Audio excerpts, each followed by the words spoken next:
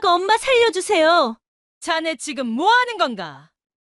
제 비명이 패백자리를 가득 채웠습니다. 취한 예비사위 발이 임신 8개월 된 딸의 배를 향했어요. 쿵 하는 소리와 함께 지혜가 바닥에 쓰러졌습니다. 하얀 한복이 구겨졌어요. 손님들의 비명이 터져 나왔습니다. 저는 그 순간을 평생 잊을 수 없을 겁니다. 세상이 무너지는 게 이런 거구나. 그렇게 느꼈어요. 딸이 배를 감싸고 신음하는 모습을 보면서 저는 깨달았습니다.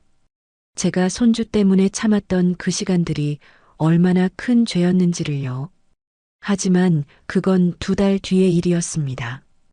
그 끔찍한 날이 오기 전까지 저는 그저 평범한 엄마였어요. 사연 시작 전 구독과 좋아요, 그리고 어디에서 듣고 계신지 댓글 남겨주시면 더 반갑게 인사드리겠습니다. 사연 시작합니다. 제 이름은 박순자입니다. 올해 65살이에요. 평생을 딸 하나만 바라보고 살아왔습니다. 남편이 일찍 사고로 다쳐서 일을 못하게 됐거든요. 그때부터 제가 식당에서 설거지도 하고 청소일도 다니면서 지혜를 키웠습니다. 우리 지혜는 정말 착했어요. 공부도 잘했고요. 대학도 장학금 받아서 나왔습니다. 취직도 잘했어요. 저는 그저 고마웠습니다. 이렇게 착한 딸을 낳아준 하늘에 감사했어요.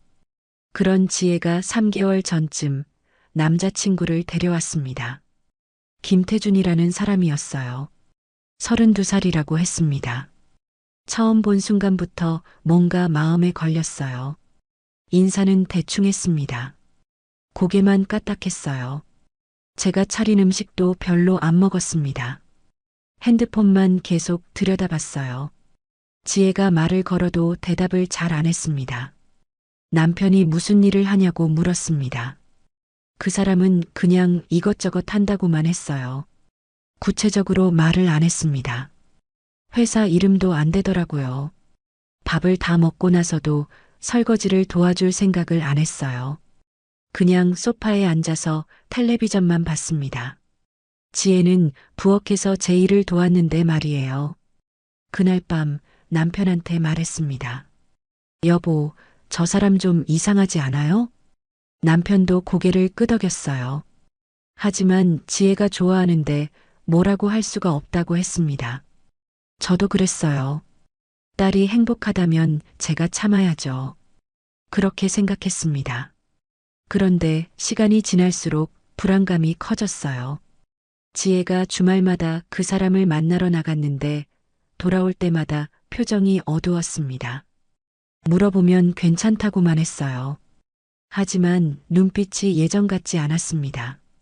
한 번은 지혜가 화장실 다녀온 사이에 핸드폰 화면이 켜졌어요. 태준이한테 온 문자였습니다. 돈 좀 보내줘. 급해. 그게 전부였어요. 안부도 없이 그냥 돈 달라는 얘기만 있었습니다. 제 가슴이 철렁했어요. 설마 우리 지혜한테 돈을 받아내는 건 아니겠지. 그런 생각이 들었습니다. 그날 저녁 지혜한테 조심스럽게 물어봤어요. 지혜야, 태준이가 경제적으로 좀 어려운 거니? 지혜는 아니라고 했습니다. 잠깐 어려울 뿐이래요. 곧 괜찮아질 거라고 했습니다. 저는 더 이상 물어볼 수가 없었어요. 딸이 28살인데 제가 간섭하는 것도 그렇잖아요. 그렇게 2달쯤 지났을 때였습니다. 지혜가 저녁 먹고 나서 거실로 나왔어요. 손에는 작은 상자를 들고 있었습니다. 엄마, 아빠. 지혜의 목소리가 떨렸어요.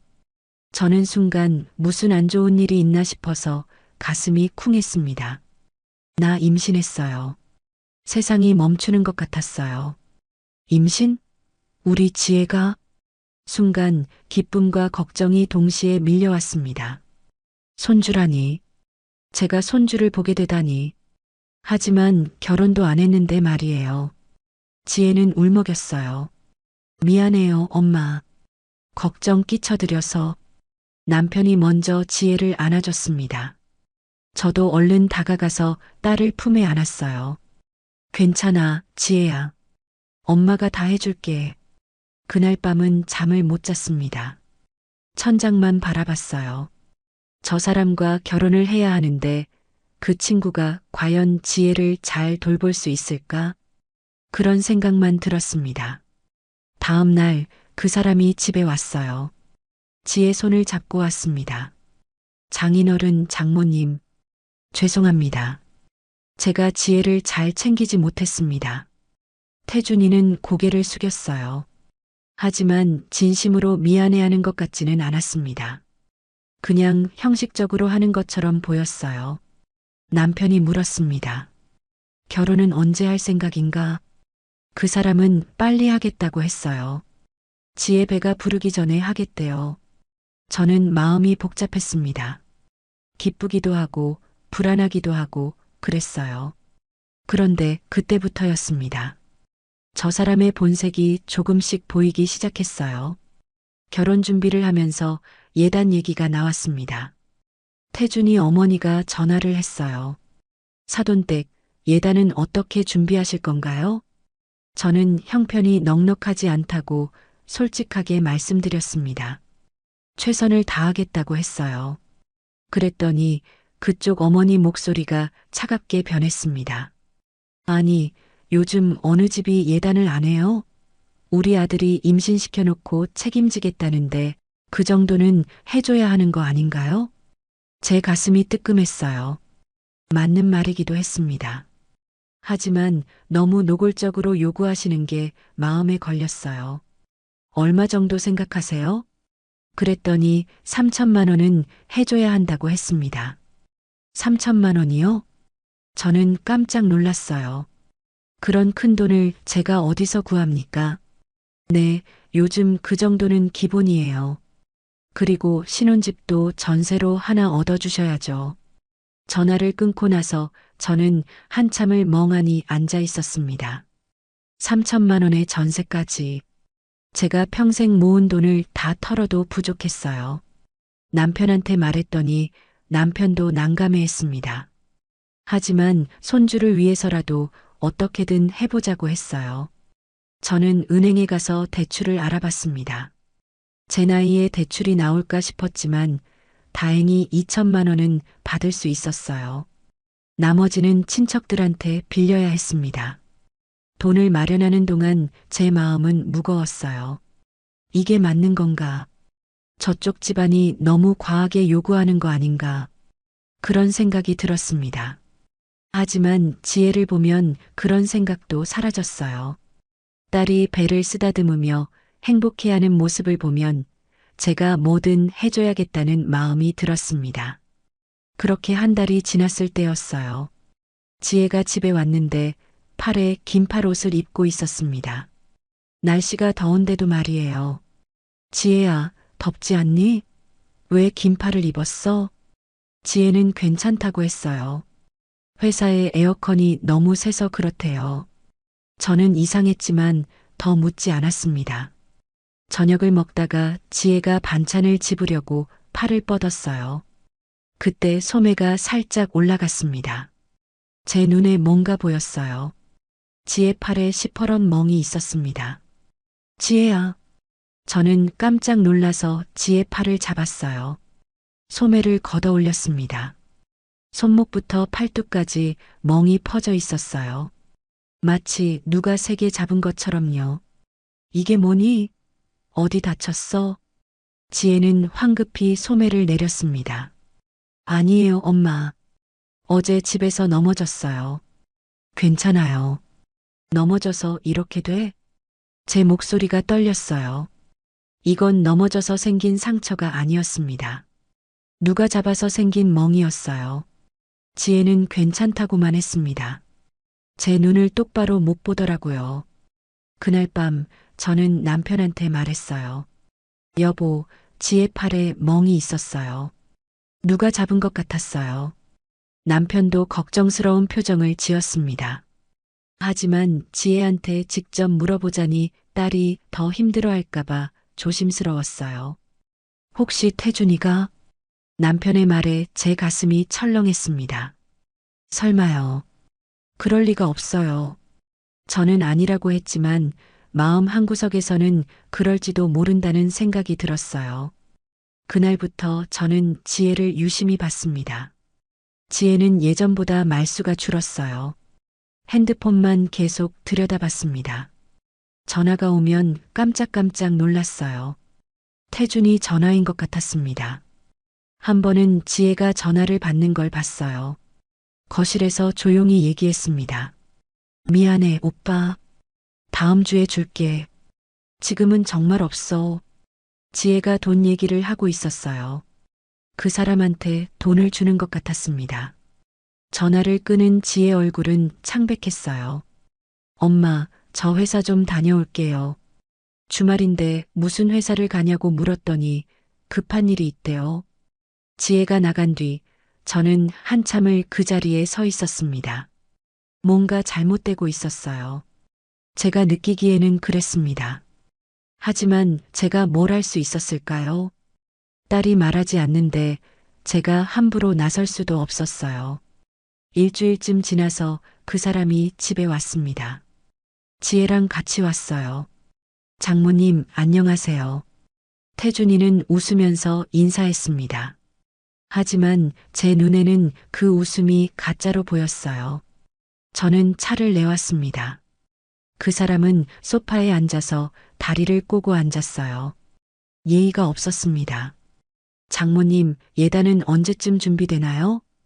제가 차를 따르고 있는데 갑자기 그렇게 물었어요. 곧 준비될 거예요. 저는 최대한 공손하게 대답했습니다. 아, 그리고 신혼집 전세 보러 다니는데요. 마음에 드는 데가 있어요. 보증금이 1억이에요. 1억이요? 제 손이 떨렸어요. 찻잔이 덜컹거렸습니다. 네, 요즘 전세가 다 그래요. 1억 정도는 해야 괜찮은데 어쩌? 그 사람은 당연하다는 듯이 말했어요. 저는 할 말을 잃었습니다. 1억이라니. 제가 평생 일해도 모을 수 없는 돈이었어요. 그때 지혜가 끼어들었습니다. 오빠, 그건 너무 비싸. 우리 좀 더 저렴한데 알아보자. 그러자 그 사람이 지혜를 쏘아봤어요. 야, 내가 뭘 알아? 임신한 주제에 편한 데서 살아야지. 지혜는 입을 다물었습니다. 고개를 숙였어요. 제 가슴이 답답했어요. 임신한 주제라니. 그게 무슨 말입니까? 그날 저 사람이 가고 나서 저는 지혜한테 물었어요. 지혜야, 태준이가 너한테 그런 식으로 말하니? 지혜는 아니라고 했습니다.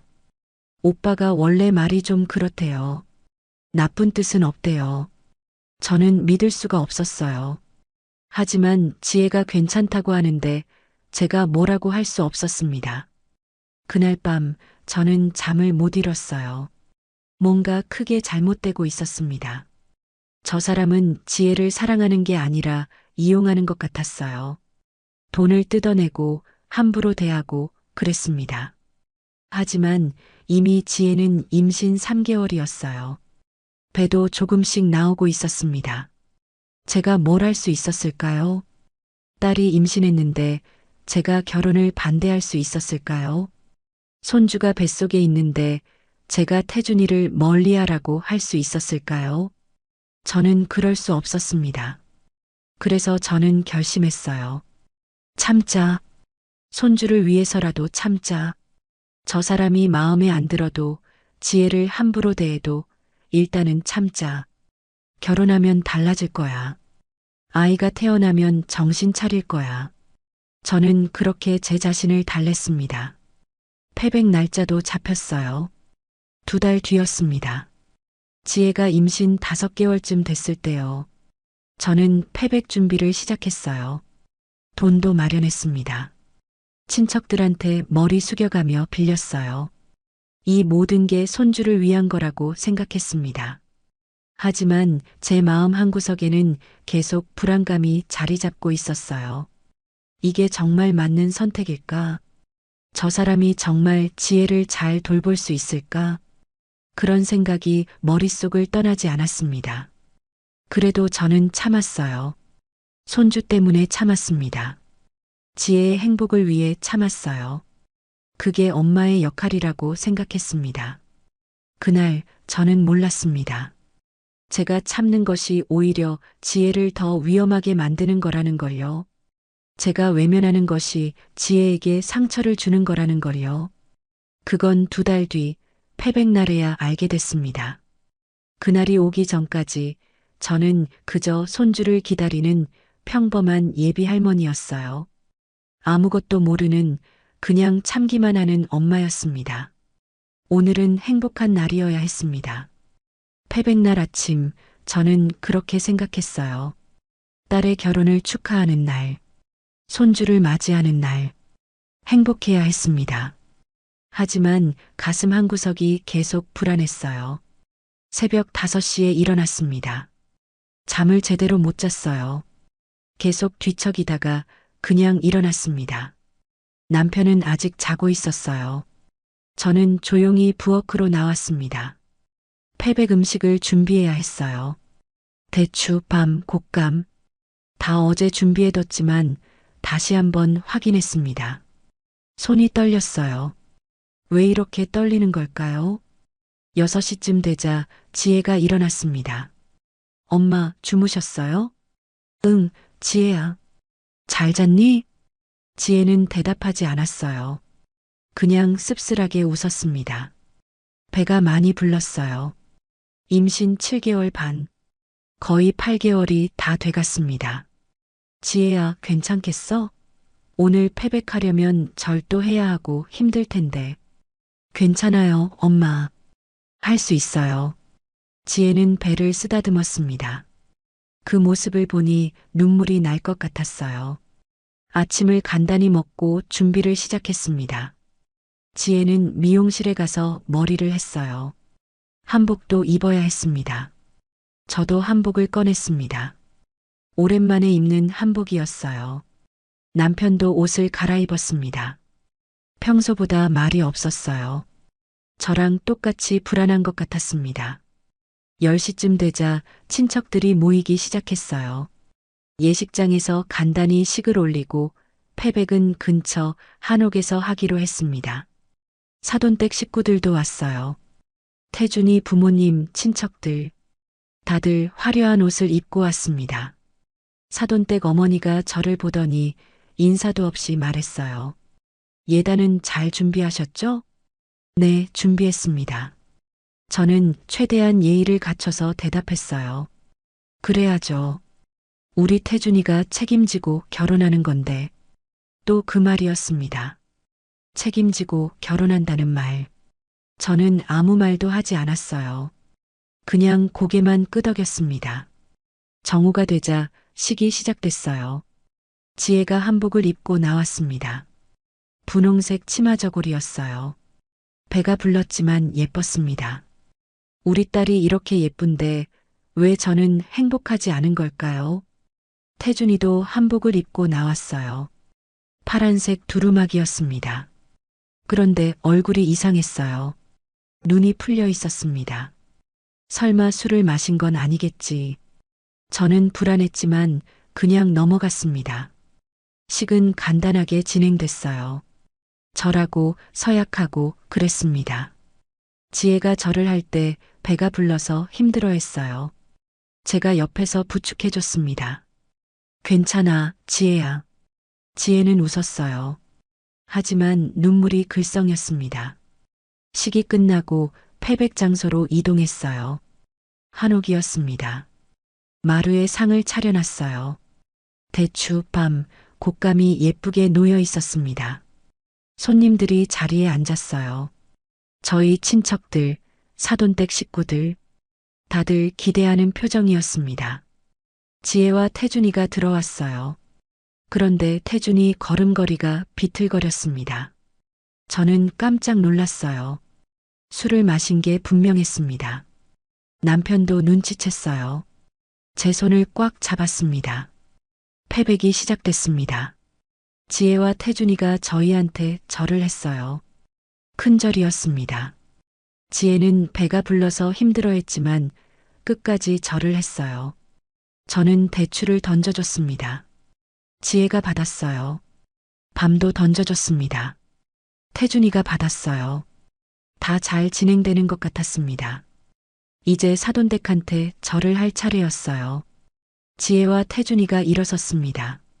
그런데 태준이가 비틀거렸어요. 지혜가 부축했습니다. 오빠 괜찮아? 지혜가 작은 목소리로 물었어요. 시끄러워. 태준이가 지혜 손을 뿌리쳤습니다. 저는 가슴이 철렁했어요. 사돈댁 앞에 섰습니다. 절을 하려고 허리를 숙이는데요. 태준이가 갑자기 소리쳤어요. 아, 진짜 답답해. 모두가 놀랐습니다. 조용했던 자리가 술렁거렸어요. 오빠, 조용히 해. 지금 패백 중이야. 지혜가 태준이 팔을 잡았습니다. 놓으라고. 태준이가 지혜를 밀쳤어요. 지혜가 비틀거렸습니다. 배를 잡았어요. 저는 벌떡 일어났습니다. 태준아, 지금 뭐 하는 거니? 제 목소리가 떨렸어요. 뭐 하긴 뭘 해요? 이 답답한 거나 좀 벗고 싶다고요. 태준이가 한복 고름을 풀었습니다. 사람들이 수군거렸어요.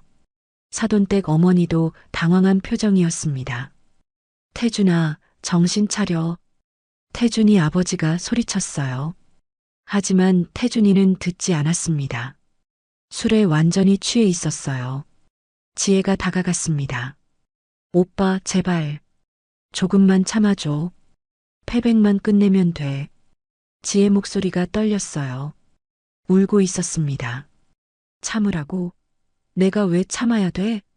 태준이가 지혜를 노려봤어요. 너 때문에 내 인생이 이 꼴이 됐잖아. 그 말에 제 심장이 멎는 줄 알았습니다. 너만 임신 안 했어도 나 결혼 안 해도 됐어.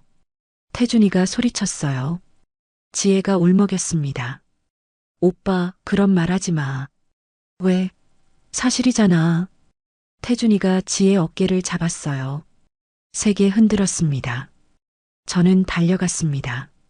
그만해. 지혜 놔줘. 하지만 늦었어요. 태준이가 지혜를 밀쳤습니다. 지혜가 뒤로 비틀거렸어요. 바닥에 넘어질 뻔했습니다. 지혜가 간신히 중심을 잡았어요. 배를 두 손으로 감쌌습니다. 제발, 아기만은. 지혜가 울면서 말했어요. 그 순간이었습니다. 태준이의 발이 움직였어요. 지혜의 배를 향해서요. 쿵, 둔탁한 소리가 났습니다. 세상이 멈췄어요. 지혜가 바닥에 쓰러졌습니다. 배를 감싸쥐고 쓰러졌어요. 아, 지혜 입에서 신음이 새어나왔습니다. 그만해. 그 아이는 내 아이야. 제 비명이 패백 자리를 가득 채웠습니다. 저는 지혜한테 달려갔어요. 무릎을 꿇고 딸을 안았습니다. 지혜야, 지혜야. 엄마.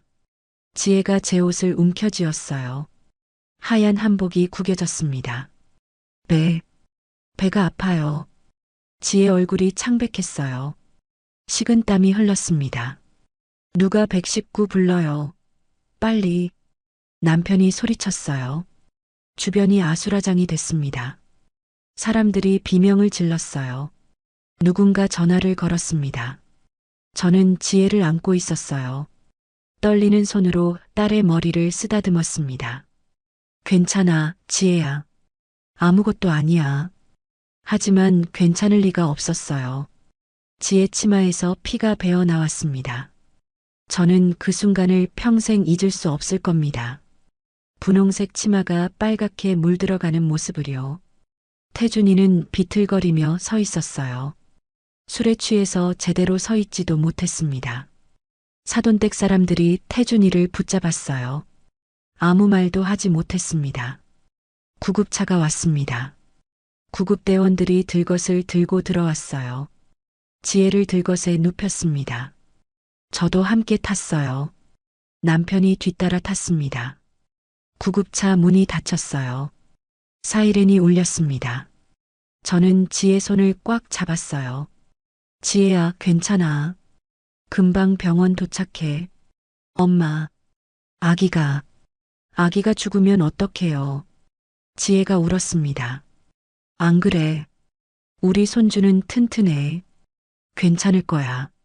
저는 그렇게 말했지만 제 목소리도 떨렸어요. 구급대원이 지혜를 살폈습니다. 혈압을 재고 심박수를 확인했어요. 산모분, 조금만 참으세요. 곧 병원 도착합니다. 지혜는 배를 움켜쥐고 신음했어요. 저는 딸의 손을 놓지 않았습니다. 다른 손으로는 기도했어요. 제발, 제발이요. 우리 지혜랑 손주만은 살려주세요. 구급차가 달렸습니다. 저는 창밖을 봤어요. 거리가 빠르게 지나갔습니다. 제 머릿속은 하얘졌어요. 왜 제가 진작 막지 못했을까? 왜 제가 저 사람을 집에 들이도록 내버려뒀을까? 손주 때문에 참았던 그 시간들이 지금 이렇게 돌아온 걸까요? 지혜가 또 신음했습니다. 저는 딸을 꼭 안았어요. 미안해, 지혜야. 엄마가 미안해. 눈물이 주르륵 흘렀습니다. 행복한 날이어야 했어요. 딸의 결혼을 축하하는 날이어야 했습니다. 하지만 이건 악몽이었어요. 깨어나지 않는 악몽이었습니다. 구급차가 병원에 도착했습니다. 응급실 입구가 보였어요. 문이 열리고 의료진이 달려왔습니다. 지혜를 데리고 안으로 들어갔어요. 저는 따라가려고 했지만 간호사가 막았습니다. 보호자분은 여기서 기다려주세요. 문이 닫혔습니다. 저는 그 문 앞에 주저앉았어요. 남편이 저를 안았습니다. 우리는 그렇게 울었어요. 복도에서 아무도 보지 않는 곳에서 참았던 눈물이 쏟아져 내렸습니다. 그 말을 들은 순간 제 세상이 무너졌습니다. 응급실 복도는 차갑고 하였습니다. 소독약 냄새가 코를 찔렀어요. 형광등 불빛이 너무 밝았습니다. 저는 플라스틱 의자에 앉아 있었어요. 남편이 제 어깨를 감싸고 있었습니다. 우리는 아무 말도 하지 못했어요. 그냥 응급실 문만 바라봤습니다. 지혜가 저 안에 있었어요. 의사들이 지혜를 진찰하고 있었습니다. 얼마나 기다렸을까요? 30분쯤 지났을 때 의사가 나왔습니다. 보호자분이세요? 네, 제가 산모 엄마입니다. 저는 벌떡 일어났어요. 의사 표정이 심각했습니다. 제 가슴이 쿵 내려앉았어요. 산모분 상태가 좋지 않습니다. 복부에 강한 충격을 받아서 조기 진통이 시작됐어요. 아기는 괜찮나요? 제 목소리가 떨렸습니다. 지금 확인 중입니다. 태아 심박동은 들리는데 계속 지켜봐야 할 것 같습니다. 의사가 한숨을 쉬었어요. 산모분 심리 상태도 매우 불안정합니다. 계속 아기 걱정만 하세요. 보호자분이 좀 안정시켜 주셔야 할 것 같습니다. 네, 알겠습니다. 잠시 후에 면회 가능하실 겁니다. 의사가 들어갔습니다. 저는 그 자리에 주저앉았어요. 남편이 저를 붙잡았습니다. 여보, 괜찮아. 우리 지혜 강해. 이겨낼 거야. 하지만 남편 목소리도 떨리고 있었어요. 20분쯤 더 기다렸을까요? 간호사가 나왔습니다. 보호자분, 들어오세요. 산모분이 찾으세요.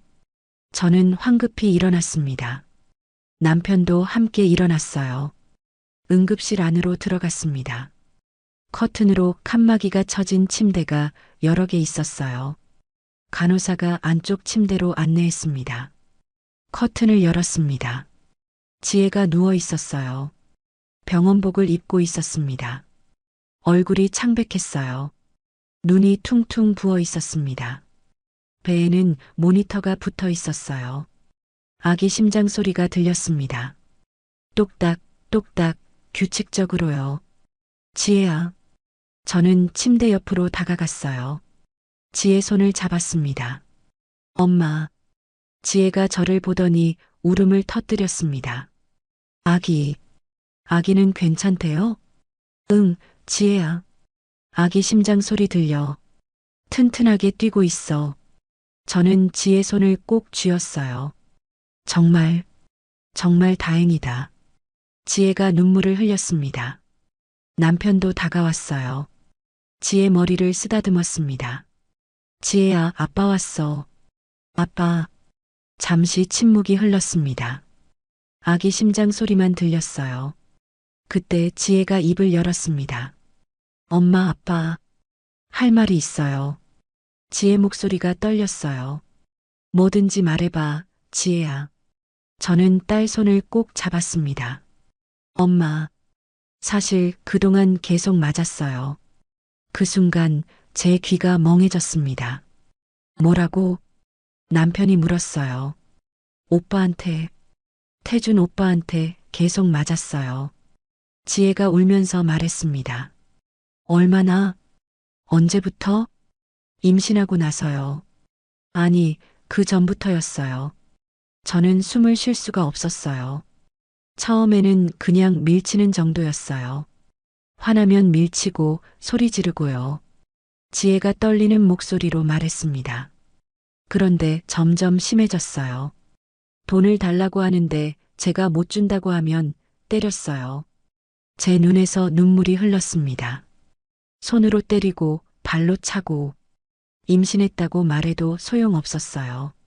지혜야, 엄마가 눈치챈 거 알았어요. 팔에 멍 봤을 때 엄마 표정 봤어요. 지혜가 저를 봤어요. 그런데 말 못했어요. 엄마한테 말하면 엄마가 너무 힘들어할 것 같았어요. 아니야, 지혜야. 그게 무슨 소리야. 그리고 손주 때문에요. 손주? 네. 엄마가 손주 기다리는 거 알잖아요. 할머니 되는 거 얼마나 기뻐하셨는데. 지혜가 울먹였어요. 제가 헤어지고 싶다고 하면 손주는 어떻게 돼요? 아빠 없이 커야 하는데. 그런 생각하지 마. 남편이 소리쳤어요. 그게 무슨 소리야. 내가 맞는데 손주가 뭐가 중요해. 하지만 저는 참아야 할 것 같았어요. 결혼하면 나아질 거라고 생각했어요. 지혜가 고개를 떨궜습니다. 저는 지혜를 꼭 안았어요. 미안해, 지혜야. 엄마가 미안해. 엄마 잘못 없어요. 아니야. 엄마 잘못이야. 저는 울면서 말했습니다. 엄마가 눈치챘잖아. 내 팔에 멍도 봤고 목에 멍도 봤어. 그런데 못 본 척했어. 엄마. 손주 때문에 참았어. 손주만 생각했지. 정작 너는 생각 못했어. 제 목소리가 떨렸어요. 엄마가 나쁜 년이지. 내 딸이 맡고 있는데 손주 핑계로 외면했잖아. 엄마, 그런 말 하지 마세요. 지혜가 제 손을 잡았어요. 사실은요. 저도 증거를 모았어요. 증거? 네. 녹음 파일이요. 오빠가 저한테 소리 지르고 때릴 때 몰래 녹음했어요. 지혜가 침대 옆 사물함을 열었습니다. 핸드폰을 꺼냈어요. 여기 다 있어요. 오빠가 돈 달라고 협박하는 거, 때리면서 하는 말들. 지혜가 핸드폰을 켰습니다. 파일이 쭉 나열돼 있었어요. 날짜별로 정리돼 있었습니다. 1월부터 5월까지요. 그리고 이것도요. 지혜가 또 뭔가를 꺼냈습니다. 공책이었어요. 폭행 일지예요. 언제 맞았는지, 어디를 맞았는지 다 적어뒀어요. 저는 그 공책을 받아들었습니다. 떨리는 손으로 펼쳤어요. 1월 18일 마이너스 돈 못 줬다고 팔 잡아서 멍. 손목이랑 팔뚝. 2월 3일 마이너스 술 먹고 와서 밀침. 벽에 부딪혀서 허리 멍. 2월 20일 마이너스 다른 여자 얘기 물어봤다고 뺨 맞음. 계속 이어졌어요. 4개월 동안의 기록이었습니다. 그리고 병원 진단서도 있어요. 병원에도 갔었어? 네. 멍이 너무 심해서요. 회사 근처 병원에 갔어요. 넘어졌다고 하고 진단서 받았어요. 지혜가 봉투를 꺼냈습니다. 진단서가 여러 장 들어 있었어요. 저는 그걸 하나하나 봤습니다. 눈물이 계속 흘렀어요. 좌측 상완부 타박상, 요추부 타박상, 안면부 타박상. 의학 용어들이었지만 무슨 뜻인지 알 수 있었어요. 다 맞아서 생긴 상처였습니다. 왜 이걸 혼자 준비했어? 남편이 물었어요. 언젠가는 필요할 것 같았어요. 지혜가 울먹였습니다. 계속 참고만 살 수는 없잖아요. 아기가 태어나면 그때는 정말 위험할 것 같았어요. 그래서 혼자 준비했어요. 엄마 아빠한테는 말 못했어요. 말하면 너무 걱정하실까봐. 지혜야, 저는 딸을 꼭 안았습니다. 잘했어. 정말 잘했어. 지혜 어깨가 떨렸어요. 울고 있었습니다. 그런데 있잖아요, 엄마. 응? 사실 엄마도 준비하셨죠? 네. 저는 깜짝 놀랐어요. 엄마 가방에서 수첩 봤어요. 날짜랑 상황 적으신 거. 지혜가 저를 봤어요. 언제? 한 달쯤 전에요. 엄마 가방에서 물건 찾다가 우연히 봤어요.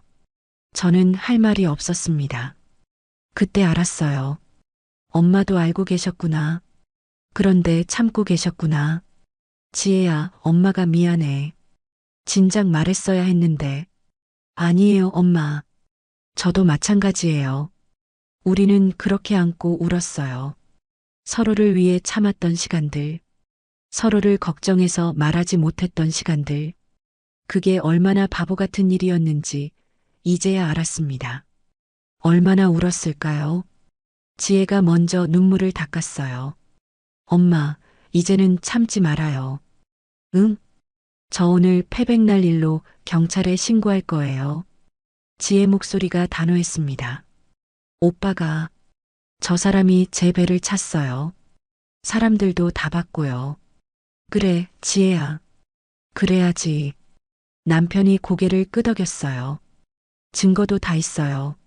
녹음 파일, 일지, 진단서. 그리고 엄마가 적으신 수첩도요. 엄마 수첩도? 네.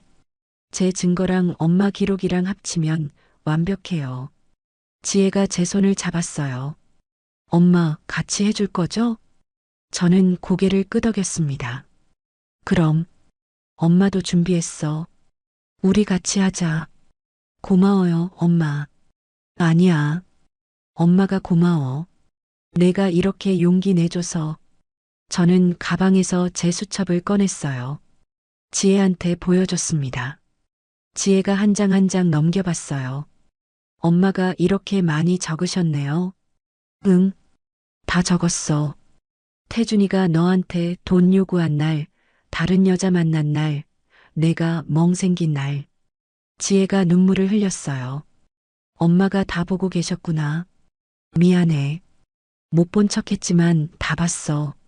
저는 딸 손을 꼭 잡았습니다. 이제는 참지 말자. 엄마가 바보같이 손주 핑계로 참았지만 이제는 절대 안 참아. 네, 엄마. 그 순간 아기 심장 소리가 들렸어요. 똑딱, 똑딱. 우리는 모니터를 봤습니다. 저 아기만은 이런 아빠 밑에서 못 키워요. 지혜가 배를 쓰다듬으며 말했어요. 손주 때문에 참는 게 사랑이 아니란 걸 이제 알았어요. 지키는 게 사랑이죠. 제 눈에서 또 눈물이 흘렀습니다. 그래, 지혜야. 그게 진짜 사랑이야. 남편이 우리를 안았어요.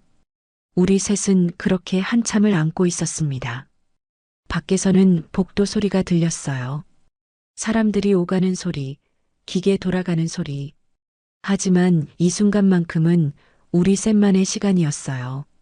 서로를 위해 참았던 시간을 끝내고 이제는 함께 싸우기로 한 순간이었습니다. 우리는 왜 서로를 위해 아픔을 숨겼을까요? 응급실을 나와 복도 의자에 앉았습니다. 지혜는 병실로 옮겨졌어요. 아기 상태를 계속 지켜봐야 한다고 했습니다. 다행히 조기 진통은 멈췄어요. 의사 선생님이 말했습니다. 산모분과 아기 모두 안정됐습니다. 하지만 일주일 정도는 입원해서 관찰해야 할 것 같습니다. 네, 알겠습니다. 감사합니다. 저는 고개를 숙여 인사했어요. 그리고 한 가지 더요. 의사 선생님이 심각한 표정으로 말했습니다. 산모분 몸에 멍자국이 여러 군데 있습니다. 오래된 것도 있고 최근 것도 있고요. 저는 고개를 끄덕였어요. 폭행 흔적으로 보입니다. 경찰에 신고하실 생각이 있으시면 제가 진단서를 써드릴 수 있습니다. 네, 부탁드립니다. 알겠습니다. 사진도 찍어서 증거로 남겨드리겠습니다. 의사 선생님이 돌아갔어요. 남편이 제 손을 잡았습니다. 순자야, 우리 잘하고 있는 거 맞지? 네, 여보. 이제는 더 이상 참으면 안 돼요. 저는 남편을 봤어요. 제가 바보같이 손주 핑계로 눈 감았어요. 그게 얼마나 큰 실수였는지 이제야 알았어요. 나도 마찬가지야. 나도 알면서 못 본 척했어. 남편 눈에도 눈물이 고였어요. 우리 딸이 맡고 있는데 우리는 손주만 생각했어. 지혜 생각은 안 하고. 여보, 이제라도 늦지 않았어요. 우리 같이 지혜 지켜줘요. 그래. 그래야지. 우리는 손을 꼭 잡았습니다. 잠시 후 병실로 들어갔어요. 지혜는 침대에 누워 있었습니다. 모니터에는 아기 심장 박동이 나타나고 있었어요. 규칙적으로 뛰고 있었습니다. 엄마, 아빠. 지혜가 저희를 보고 웃었어요. 하지만 그 웃음이 슬퍼 보였습니다. 지혜야, 좀 어때? 많이 나아졌어요. 아기도 괜찮대요. 다행이다. 저는 침대 옆에 앉았어요. 지혜야, 엄마가 물어볼 게 있어. 네, 엄마. 내가 증거를 모은 건 언제부터였니? 지혜가 천장을 바라봤어요. 임신 2개월쯤 됐을 때요. 태준 오빠가 처음으로 심하게 때렸을 때요. 그때 생각했어요. 이대로는 안 되겠다. 언젠가는 헤어져야 할 것 같다고요. 하지만 바로 헤어질 수는 없었어요. 뱃속에 아기가 있잖아요. 지혜가 배를 쓰다듬었어요. 그래서 증거를 모으기 시작했어요.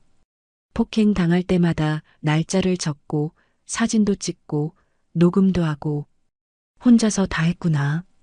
네. 누구한테도 말 못했어요. 왜 엄마한테도 안 했어? 엄마가 알면 너무 슬퍼하실 것 같았어요. 그리고 손주 때문에 더 힘드실 것 같았고요. 지혜가 저를 봤어요. 엄마가 얼마나 손주를 기다렸는데요. 할머니 된다고 얼마나 기뻐하셨는데. 바보야. 손주보다 내가 더 중요하지. 제 목소리가 떨렸어요. 엄마는 할머니가 되고 싶었던 게 아니야. 내가 행복한 엄마가 되는 걸 보고 싶었던 거야. 지혜가 울먹였습니다. 미안해요, 엄마. 제가 잘못 생각했어요. 아니야. 엄마가 미안해. 저는 지혜 손을 잡았어요. 그런데 엄마도 똑같이 했잖아요. 응? 엄마도 수첩에 다 적으셨잖아요. 저한테 말 안 하시고요. 저는 할 말이 없었습니다. 엄마도 알고 계셨으면서 왜 말 안 하셨어요? 그건 저는 잠시 망설였어요. 엄마도 손주 때문이었어. 내가 임신했는데 엄마가 헤어지라고 할 수가 없었어. 지혜가 고개를 끄덕였어요. 우리 둘 다 바보였네요. 그러게. 서로를 위해 참다가 더 큰 일이 날 뻔했어. 저는 제 수첩을 꺼냈어요. 지혜한테 건네줬습니다. 엄마가 적은 거 다 봐봐. 지혜가 수첩을 펼쳤어요. 한 장 한 장 넘겨봤습니다. 3월 12일 마이너스 지혜 8에 멍 발견. 3월 20일 마이너스 태준이가 500만 원 요구. 3월 25일 마이너스 태준이가 다른 여자와 함께 있는 것 목격. 4월 3일 마이너스 지혜 목에 멍. 쭉 이어졌어요. 2달 동안의 기록이었습니다. 엄마가 이렇게 많이 적으셨네요. 응. 처음에는 그냥 불안해서 적었어. 언젠가 필요할 것 같아서. 그런데 적으면 적을수록 화가 났어. 저 사람이 너한테 이렇게 하는구나. 그런 생각에 지혜가 한 페이지를 가리켰어요. 이거 태준이가 다른 여자 만난 날이에요? 응. 슈퍼 앞에서 봤어. 어깨에 팔 두르고 친하게 얘기하더라. 지혜 얼굴이 굳었어요. 그날 저한테 회사 일 있다고 했어요. 거짓말이었어. 엄마가 직접 봤어. 지혜가 입술을 깨물었습니다. 그때도 말씀하시지 않으셨죠? 미안해. 내가 더 상처받을까봐. 아니에요. 저도 알고 있었어요. 알고 있었어? 네. 친구가 목격했대요. 태준 오빠랑 다른 여자랑 카페에 있는 거. 그런데 오빠한테 물어보니까 아니라고 하더라고요. 친구가 잘못 본 거래요. 저는 한숨이 나왔어요. 우리 참 바보같이 살았다. 그러게요. 우리는 쓸쓸하게 웃었습니다. 남편이 입을 열었어요. 지혜야, 그런데 녹음 파일은 어떻게 했니? 핸드폰 녹음 기능 켜놨어요. 오빠가 화내기 시작하면 슬쩍 켜놓고요. 위험하지 않았어? 위험했죠. 들키면 더 맞을 것 같았어요. 지혜가 쓸쓸하게 웃었어요. 그런데 안 들켰어요. 오빠는 저한테 관심이 없었거든요. 제가 뭘 하든 신경 안 썼어요. 그저 돈만 필요했을 뿐이에요. 저는 가슴이 아팠습니다. 그 파일들 엄마가 다 들어봐도 될까? 네, 엄마. 다 들어보세요. 지혜가 핸드폰을 건넸어요. 저는 파일을 하나 눌렀습니다. 재생됐어요.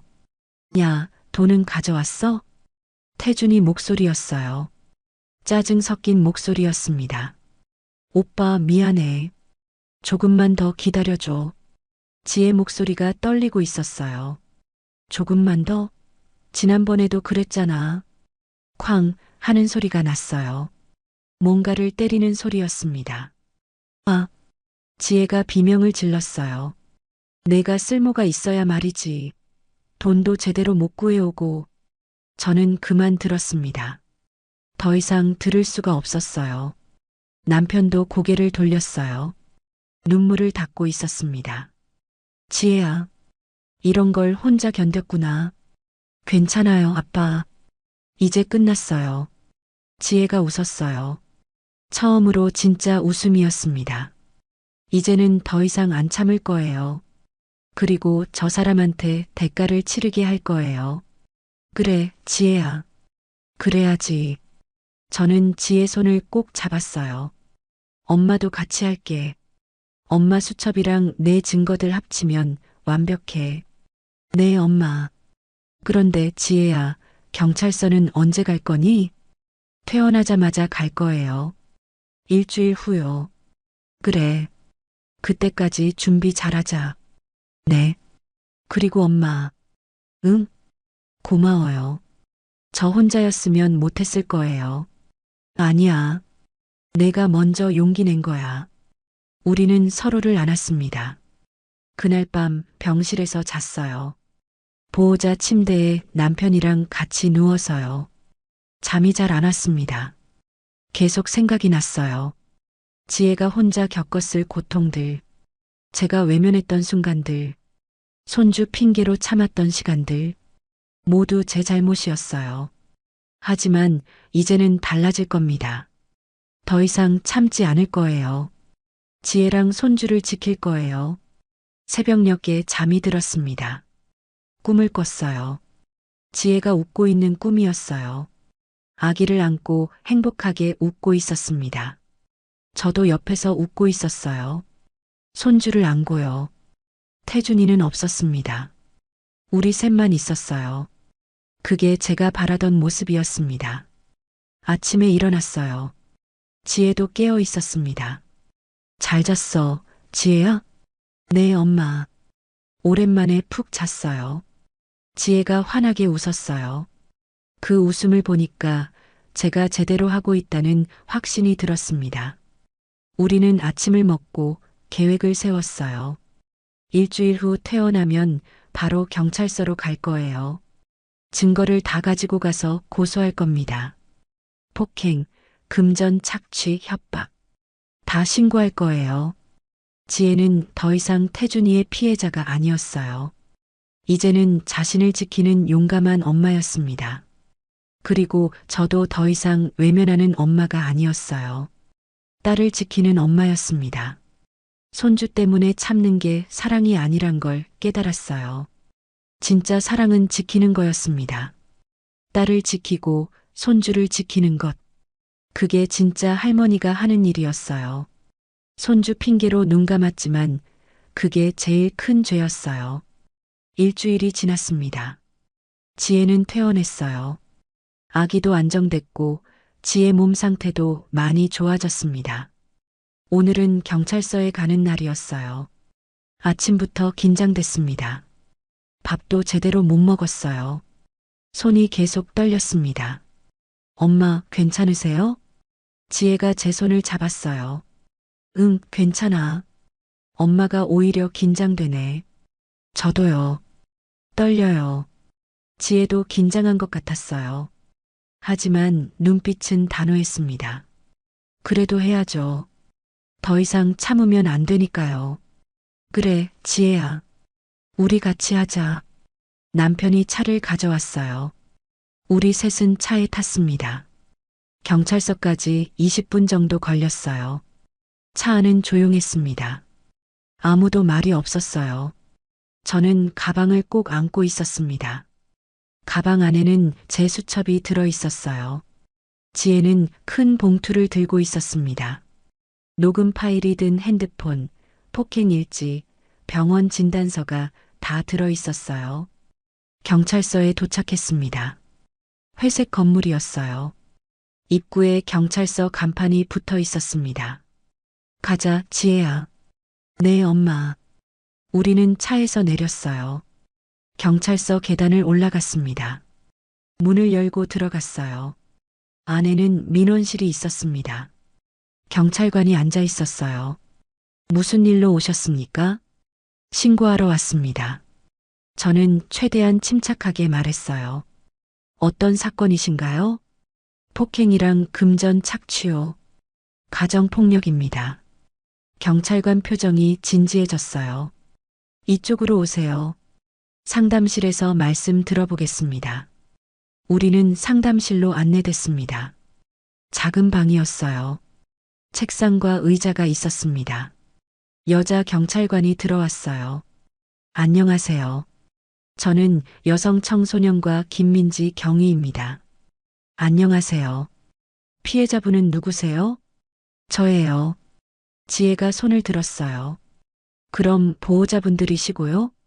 네, 저는 피해자 어머니입니다. 이쪽은 아버지고요. 알겠습니다. 편하게 앉으세요. 우리는 의자에 앉았어요. 경위님이 노트북을 켰습니다. 그리고 지혜를 봤어요. 어떤 일이 있었는지 말씀해 주시겠어요? 지혜가 숨을 깊이 들이마셨습니다. 그리고 입을 열었어요. 저는 예비 남편한테 계속 폭행을 당했습니다. 언제부터요? 임신 2개월 때부터요. 지금은 임신 7개월 반이에요. 경위님이 메모했습니다. 어떤 폭행이었나요? 처음에는 밀치고 소리 지르고 그랬어요. 그런데 점점 심해졌습니다. 손으로 때리고 발로 차고 돈을 달라고 하는데 제가 못 준다고 하면 때렸어요. 지혜 목소리가 떨렸어요. 저는 지혜 손을 잡았습니다. 일주일 전에는요. 패백날이었는데 술 먹고 와서 제 배를 발로 찼어요. 경위님 표정이 굳었어요. 임신 중인 배를요? 네. 그래서 응급실에 실려갔어요. 조기 진통이 왔었어요. 증거가 있나요? 네, 다 준비했습니다. 지혜가 봉투를 열었어요. 하나씩 꺼내서 책상에 놓았습니다. 이건 폭행 일지입니다. 언제 맞았는지, 어디를 맞았는지 다 적었어요. 경위님이 공책을 펼쳤어요. 한 장 한 장 넘겨봤습니다. 이건 병원 진단서들이에요. 멍이 심해서 병원 갔을 때 받은 거예요. 경위님이 진단서들을 봤어요. 그리고 이건 녹음 파일이에요. 지혜가 핸드폰을 건넸습니다. 폭행 당할 때마다 몰래 녹음했어요. 돈 요구하는 것도 녹음했고요. 경희님이 파일을 하나 재생했어요. 야, 돈은 가져왔어? 태준이 목소리가 울려 퍼졌습니다. 오빠, 조금만 더 기다려줘. 조금만 더? 넌 맨날 그 소리야. 쾅 하는 소리가 났어요. 지혜가 비명을 지르는 소리도 들렸습니다. 경희님이 재생을 멈췄어요. 충분한 증거네요. 이 정도면 고소 가능합니다. 그리고요. 저는 제 수첩을 꺼냈어요. 저도 기록이 있습니다. 경희님이 저를 봤어요. 어머님도요? 네. 딸이 이상하다는 걸 알았거든요. 그래서 몰래 관찰하고 기록했습니다. 저는 수첩을 건넸어요. 경희님이 수첩을 펼쳤습니다. 3월 12일 마이너스 지혜 8회 멍 발견. 3월 25일 마이너스 태준이가 다른 여자와 함께 있는 것 목격. 4월 3일 마이너스 지혜 목에 멍.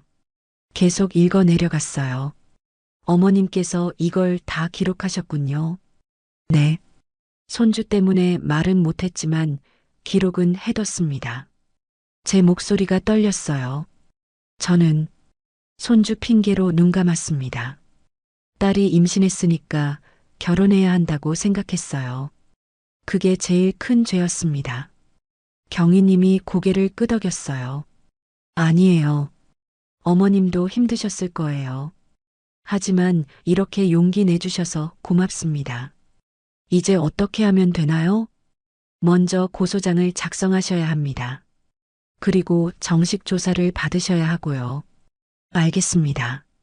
가해자는 어디 있나요? 모르겠어요. 패백날 이후로 연락이 안 돼요. 전화번호랑 주소 알려주시면 저희가 찾아보겠습니다. 지혜가 정보를 알려줬어요. 경희님이 전화를 걸었습니다. 다른 경찰관한테 연락하는 것 같았어요. 잠시 후 경희님이 말했습니다. 가해자 위치 파악됐습니다. 지금 출동해서 데려오겠습니다. 정말요? 네. 증거가 확실하니까요. 체포영장 발부받아서 데려올 겁니다. 저는 안도의 한숨을 쉬었어요. 고소장 작성하는데 1시간쯤 걸렸습니다. 지혜가 직접 작성했어요. 손이 떨렸지만 끝까지 썼습니다. 피해 내용, 폭행 날짜, 금액까지 다 적었어요. 저도 진술서를 썼습니다. 제가 목격한 것들을 다 적었어요. 남편도 진술서를 썼어요. 다 쓰고 나니까 오후 2시쯤 됐습니다. 이제 기다리시면 됩니다. 가해자 데려오는 대로 조사 들어갈 겁니다. 감사합니다. 우리는 대기실에서 기다렸어요. 1시간쯤 지났을까요? 경찰관들이 누군가를 데리고 왔습니다. 태준이었어요. 수갑을 차고 있었습니다. 머리는 산발이었고 옷도 구겨져 있었어요. 태준이가 저희를 봤어요. 눈이 휘둥그레졌습니다. 지혜야, 장모님. 태준이가 소리쳤어요. 나 왜 이러는 거야? 나 뭐 잘못한 거 있어? 지혜가 일어났어요. 태준이를 똑바로 봤습니다. 오빠, 아니 김태준 씨. 당신이 뭘 잘못했는지 정말 모르세요? 지혜 목소리는 떨리지 않았어요. 단호했습니다. 나 그냥 패백날에 실수한 거잖아. 술 먹어서 그랬어. 실수요? 임신 8개월 된 여자 배를 발로 찬 게 실수예요? 태준이가 말문이 막혔어요. 그리고 그 전에도요. 몇 개월 동안 저한테 손 찬 거 다 실수예요? 지혜야, 그건 저 이제 안 참아요. 당신이 저한테 한 것들 다 신고했어요. 태준이 얼굴이 창백해졌어요. 경찰관들이 태준이를 조사실로 데려갔습니다. 우리는 다시 대기실에 앉았어요. 지혜야, 잘했어. 남편이 지혜 어깨를 두드렸어요. 떨렸어요. 그래도 말해야 할 것 같았어요. 잘했어. 정말 잘했어. 저도 지혜를 안았습니다. 저녁 무렵이었어요. 조사가 끝났습니다. 경위님이 나왔어요. 고소 접수 완료됐습니다. 가해자는 구속영장 청구할 예정이고요. 접근 금지 명령도 신청하시는 게 좋을 것 같아요. 네, 부탁드립니다. 법원에 신청해 드릴게요. 빠르면 내일 발부될 겁니다. 감사합니다. 우리는 경찰서를 나왔어요. 밖은 어두워져 있었습니다. 가로등이 켜져 있었어요. 차에 탔습니다. 한참을 아무 말도 하지 못했어요. 그때 지혜가 울었습니다. 엄마. 응, 지혜야. 제가 해냈어요. 진짜로 해냈어요. 그래, 지혜야. 넌 정말 대단해. 저는 지혜를 안았어요. 남편도 함께 안았습니다. 우리는 차 안에서 한참을 울었어요. 다음 날 아침이었어요. 법원에서 전화가 왔습니다. 접근 금지 명령이 발부됐다고 했어요. 김태준은 지혜한테 100m 이내로 접근하면 안 된다고 했습니다. 전화나 문자도 금지됐어요. 일주일 후에는 구속영장도 발부됐어요. 태준이는 폭행죄, 금전갈취, 협박죄로 기소됐습니다. 그날 태준이 어머니한테서 전화가 왔어요. 사돈댁, 저예요. 목소리가 떨리고 있었어요. 네. 저는 차갑게 대답했습니다. 제발 용서해 주세요. 우리 태준이가 잘못했어요. 지금 와서 용서를 구하시네요. 사돈댁, 제발이요. 고소 취하해 주시면 안 될까요? 우리가 보상하겠습니다. 보상이요? 저는 비웃었어요. 돈으로 해결할 수 있는 일이 아닙니다. 당신 아들이 제 딸한테 뭘 했는지 아세요? 알아요. 죄송해요. 정말 죄송해요. 태준이 어머니가 울었어요. 하지만 저는 마음이 움직이지 않았습니다. 죄송하다는 말로는 안 됩니다. 당신 아들은 법의 심판을 받아야 해요. 사돈댁. 그리고 다시는 전화하지 마세요. 우리는 이제 남입니다. 저는 전화를 끊었어요. 지혜가 옆에서 보고 있었습니다. 엄마, 괜찮으세요? 응, 괜찮아. 이제는 흔들리지 않을 거야. 고마워요, 엄마. 그날 이후로 태준이네 식구들이 몇 번 더 연락했어요. 하지만 저희는 받지 않았습니다. 정의는 흔들림 없이 진행됐어요. 구속영장이 발부되고 3일째 되던 날이었어요. 지혜 핸드폰에 문자가 왔습니다. 지혜야, 나 태준이야. 우리 만나서 얘기 좀 하자. 지혜가 핸드폰을 보더니 얼굴이 굳었어요. 엄마, 태준이한테 문자 왔어요. 뭐래? 만나자고요. 저는 핸드폰을 받아서 봤습니다. 접근 금지 명령 위반이네. 문자도 보내면 안 되는데.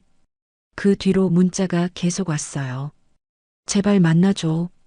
내가 할 말이 있어. 우리 합의하자. 내가 돈 줄게. 고소 취하해주면 다신 안 볼게. 제발. 지혜가 떨고 있었어요. 엄마, 무서워요.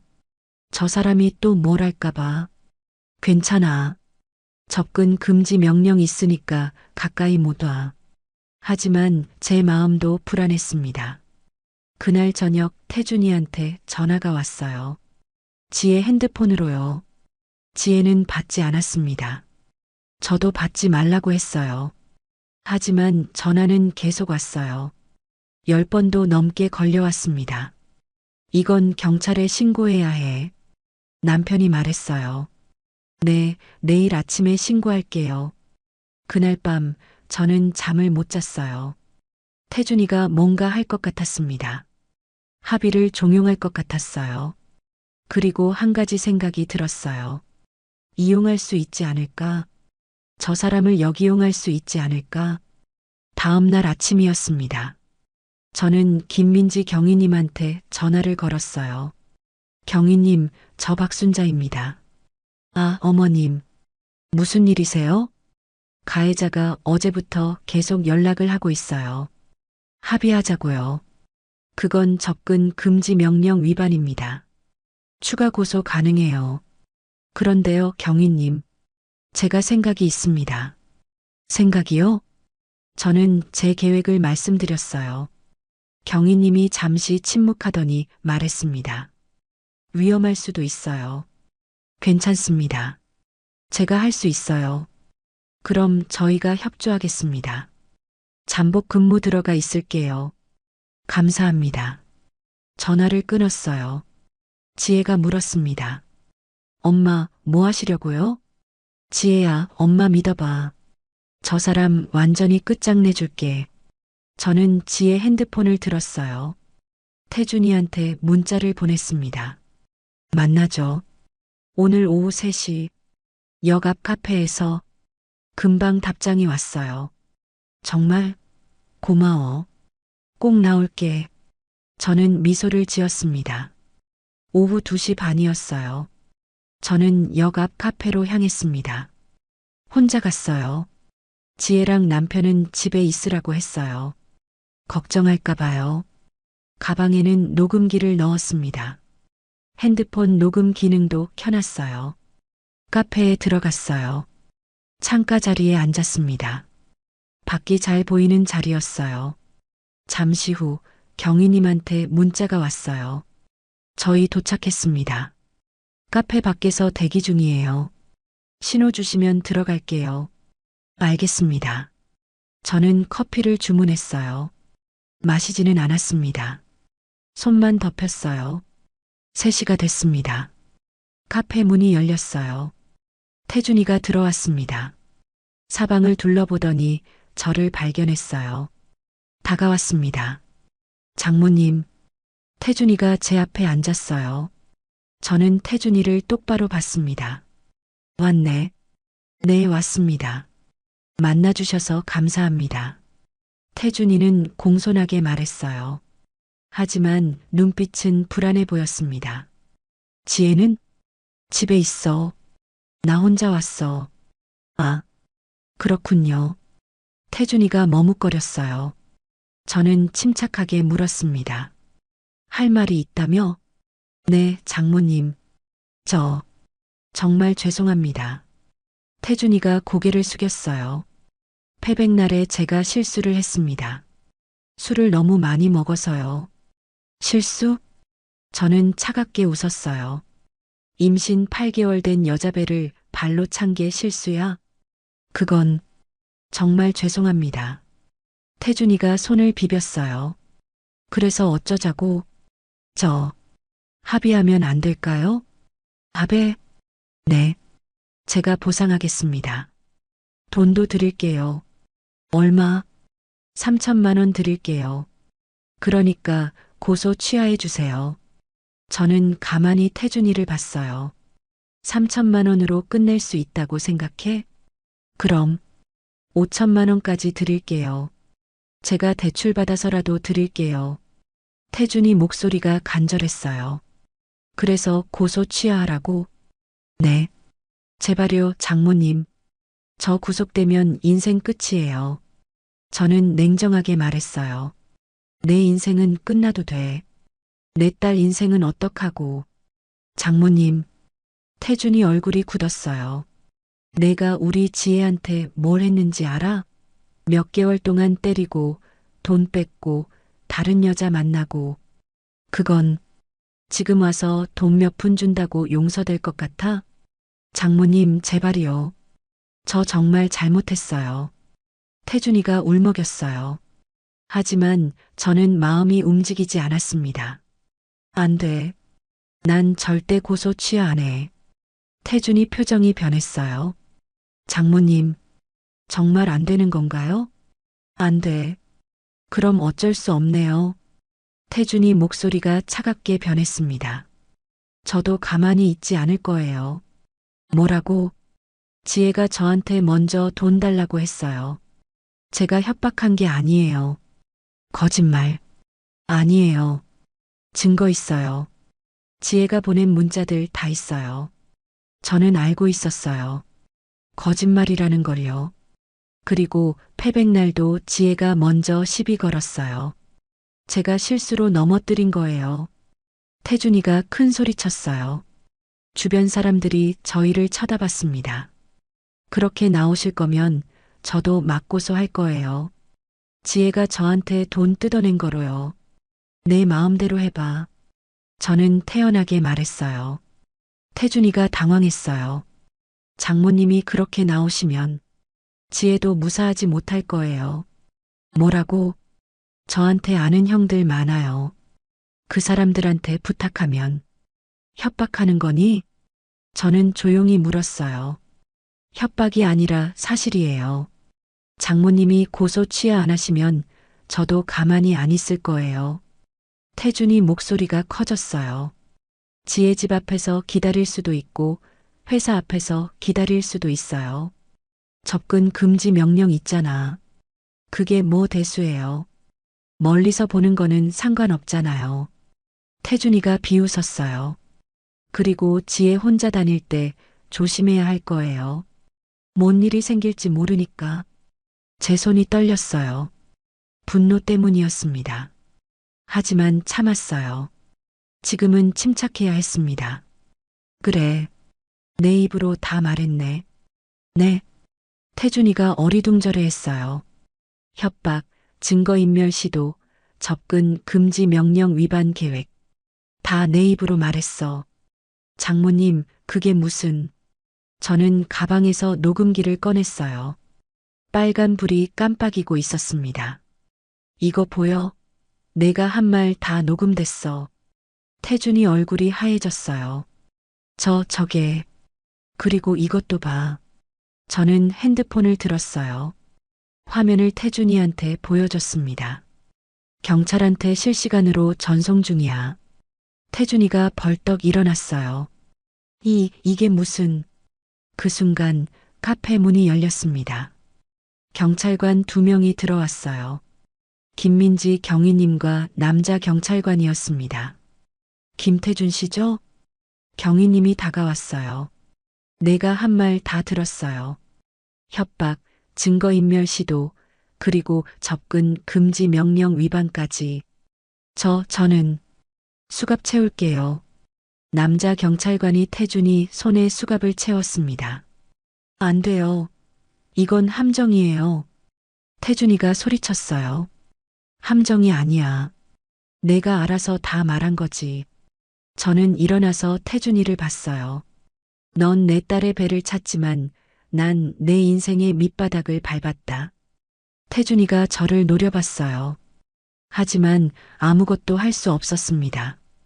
폭행, 협박, 증거인멸 시도, 접근 금지 명령 위반. 충분합니다. 경위님이 말했어요. 이제 추가 기소될 겁니다. 형량도 늘어날 거고요. 안 돼. 안 된다고. 태준이가 발버둥 쳤어요. 하지만 경찰관들이 꼭 잡고 있었습니다. 가시죠. 경찰관들이 태준이를 끌고 나갔어요. 카페 안 사람들이 다 지켜봤습니다. 저는 그 자리에 서서 봤어요. 수갑찬 태준이가 경찰차에 태워지는 모습을요. 경위님이 저한테 다가왔어요. 어머님, 수고하셨어요. 아니에요. 당연한 일을 했을 뿐이에요. 용감하셨어요. 혼자 오시기 무섭지 않으셨어요? 무서웠죠. 하지만 해야 했어요. 저는 웃었어요. 저 사람이 내 딸을 협박하게 둘 수는 없었으니까요. 이제 추가 증거가 확보됐으니 형량이 더 늘어날 겁니다. 좋아요. 마땅히 받아야 할 벌이에요. 저는 카페를 나왔어요. 밖에서 남편과 지혜가 기다리고 있었습니다. 엄마, 지혜가 달려왔어요. 괜찮으세요? 다치신 데는 없으세요? 응, 괜찮아. 엄마 잘했어. 저는 지혜를 안았어요. 저 사람 다시는 우리한테 못 와. 정말요? 응. 추가 증거 확보했어. 이제 끝이야. 고마워요, 엄마. 지혜가 울었어요. 남편도 저를 안아줬습니다. 여보, 정말 대단해. 당신도 고마워요. 믿어줘서. 우리는 그렇게 서로를 안았어요. 거리에는 사람들이 오가고 있었습니다. 평범한 오후였어요. 하지만 저희한테는 특별한 날이었습니다. 더 이상 참지 않기로 한 날, 딸을 지키기 위해 싸운 날, 그리고 이긴 날이었어요. 집으로 돌아가는 길, 저는 생각했습니다. 가끔은 참지 않는 게 진짜 어른의 지혜구나. 손주 때문에 참았던 그 시간들이 얼마나 어리석었는지 이제 알았어요. 진짜 사랑은 지키는 거였습니다. 싸워서라도 지키는 거였어요. 봄이 왔습니다. 창밖으로 벚꽃이 흩날렸어요. 분홍빛 꽃잎이 바람에 날려서 하늘을 채웠습니다. 1년이 지났어요. 그 끔찍했던 패백날로부터 정확히 1년이 흘렀습니다. 저는 창가에 서서 밖을 봤어요. 봄 햇살이 따뜻했습니다. 엄마, 안쪽 방에서 지혜 목소리가 들렸어요. 저는 방으로 갔습니다. 지혜가 침대에 앉아 있었어요. 품에는 아기가 안겨 있었습니다. 우리 손주 윤서였어요. 윤서야, 할머니 왔어. 저는 다가가서 윤서를 봤어요. 3달 된 아기였습니다. 작고 예뻤어요. 지혜를 닮았습니다. 잘 잤니? 네, 엄마.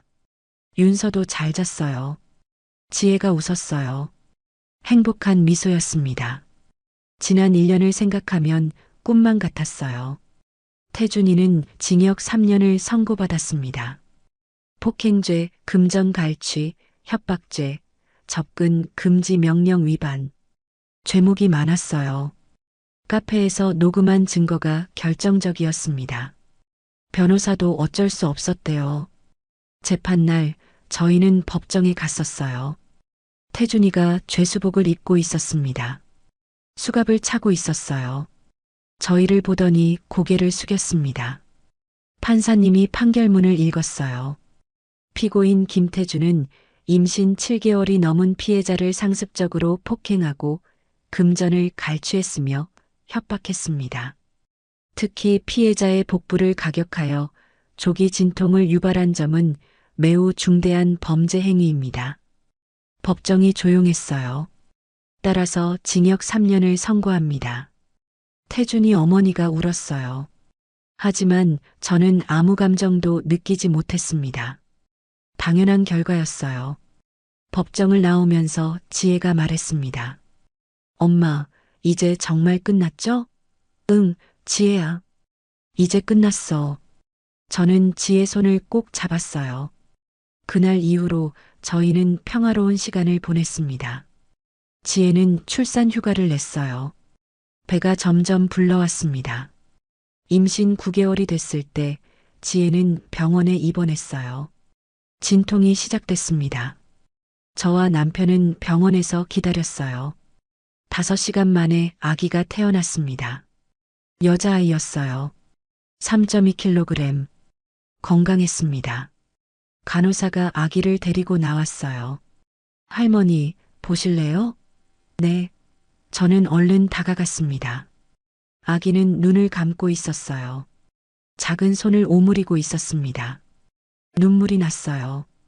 우리 손주, 우리 윤서, 정말 예쁘죠?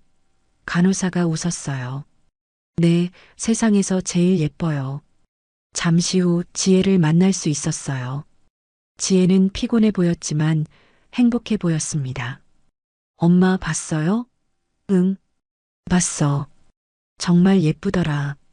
다행이에요. 건강하게 태어나서. 지혜 눈에 눈물이 고였어요.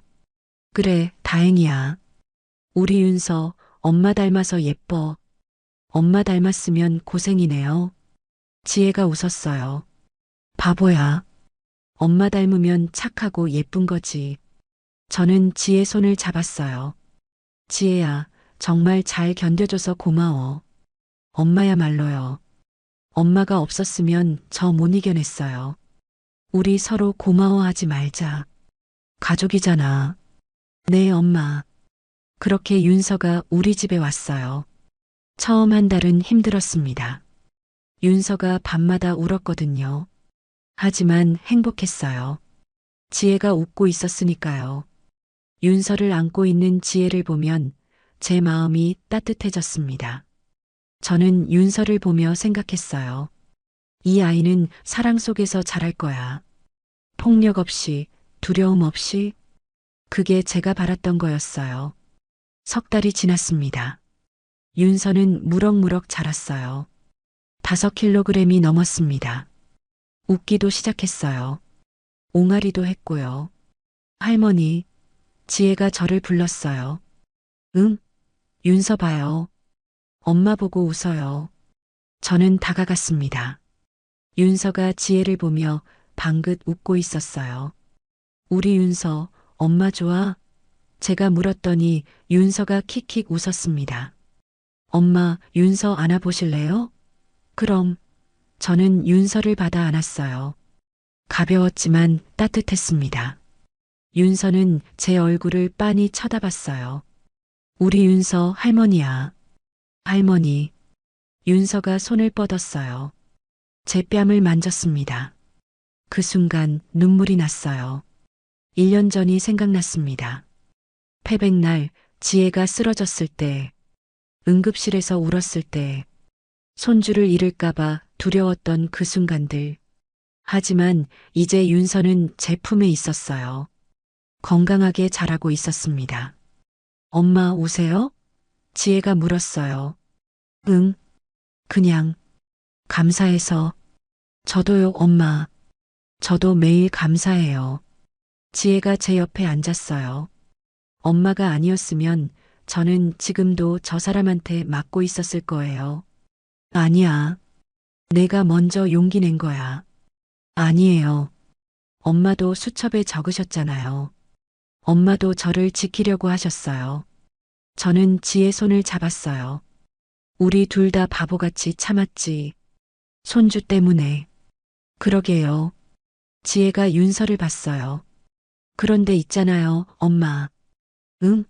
손주 때문에 참는 게 사랑이 아니더라고요. 지혜가 웃었어요. 지키는 게 사랑이더라고요. 저랑 윤서를 지키는 게 진짜 사랑이었어요. 제 눈에서 눈물이 흘렀습니다. 그래, 지혜야. 내 말이 맞아. 참음이 미덕이던 시절은 끝났어요. 이제는 나와 내 아이를 지키는 용기가 진짜 미덕이에요. 지혜가 고개를 끄덕였어요. 윤서를 보면서 다짐해요. 이 아이는 절대 그런 일 겪게 안 할 거예요. 당연하지. 우리가 지킬 거야. 네, 엄마. 그날 오후 저희는 산책을 나갔어요. 윤서를 유모차에 태우고 동네를 한 바퀴 돌았습니다. 봄바람이 불었어요. 벚꽃이 흩날렸습니다. 사람들이 지나가며 윤서를 봤어요. 아이고, 예쁘네요. 몇 개월 됐어요? 3달 됐어요. 지혜가 대답했어요. 자랑스러운 얼굴이었습니다. 집으로 돌아왔어요. 남편이 저녁을 준비하고 있었습니다. 왔어? 네, 여보. 산책 다녀왔어요. 윤서 어때? 잘 놀았어요. 바람 쐬니까 좋아하더라고요. 저희는 함께 저녁을 먹었어요. 윤서는 옆에서 잠들어 있었습니다. 평범한 저녁 식사였어요. 하지만 행복했습니다.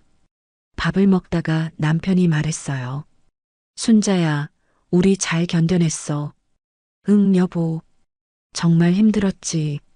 앞으로는 좋은 일만 있을 거야. 그래야죠. 저희는 웃었어요.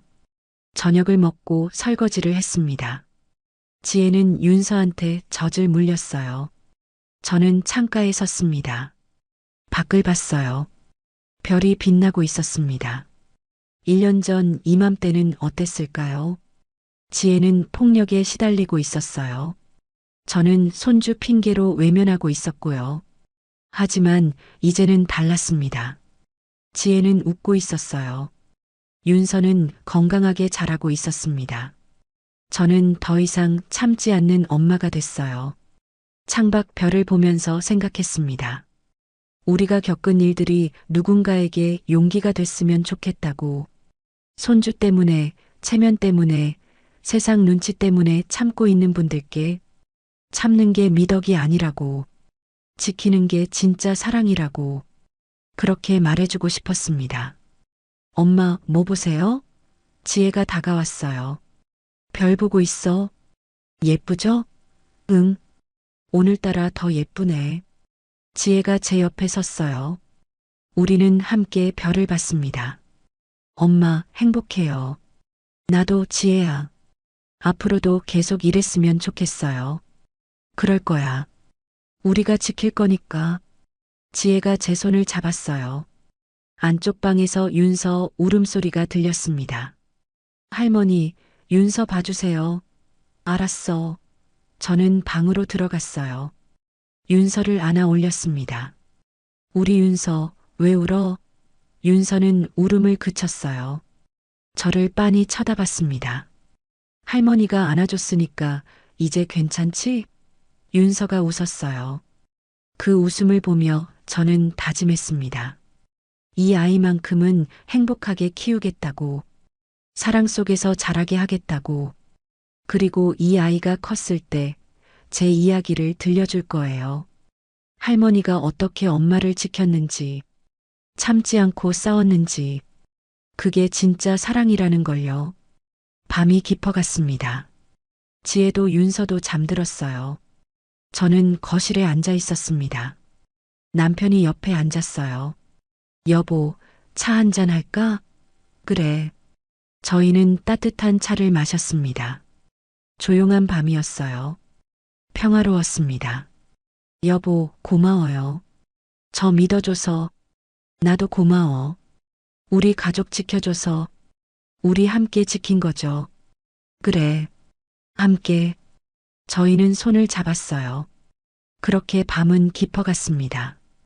봄이 왔고, 벚꽃이 피었고, 저희는 새로운 시작을 했어요. 참음의 시간은 끝났습니다. 이제는 지키는 시간이에요. 사랑하는 사람을 지키고, 나를 지키는 시간. 그게 진짜 용기이고, 진짜 사랑입니다. 여러분, 혹시 지금 참고 계신가요? 손주 때문에, 체면 때문에, 세상 눈치 때문에. 제 이야기를 기억해 주세요. 참는 게 사랑이 아니에요. 지키는 게 사랑입니다. 그 용기를 내시길 바랍니다. 늦지 않았어요. 지금이라도 시작하세요. 당신도 지킬 수 있습니다. 당신도 행복할 자격이 있으니까요. 매일 사연 마무리 멘트 여러분, 오늘 이야기는 여기까지입니다. 손주를 위해 참았던 한 엄마의 이야기였습니다. 하지만 그 참음이 오히려 딸을 더 위험하게 만들었고 결국 함께 싸워서 가족을 지켜낸 이야기였어요. 우리 시니어 세대는 참는 게 미덕이라고 배워왔습니다. 손주를 위해서, 가족의 화목을 위해서, 체면을 위해서 참아야 한다고요. 하지만 오늘 이야기는 말합니다. 진짜 사랑은 참는 게 아니라 지키는 거라고요. 혹시 지금 이 방송을 들으시는 분 중에 비슷한 상황에 계신 분이 있다면 기억해 주세요.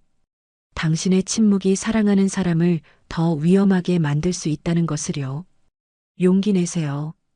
말하세요. 도움을 청하세요. 늦지 않았습니다.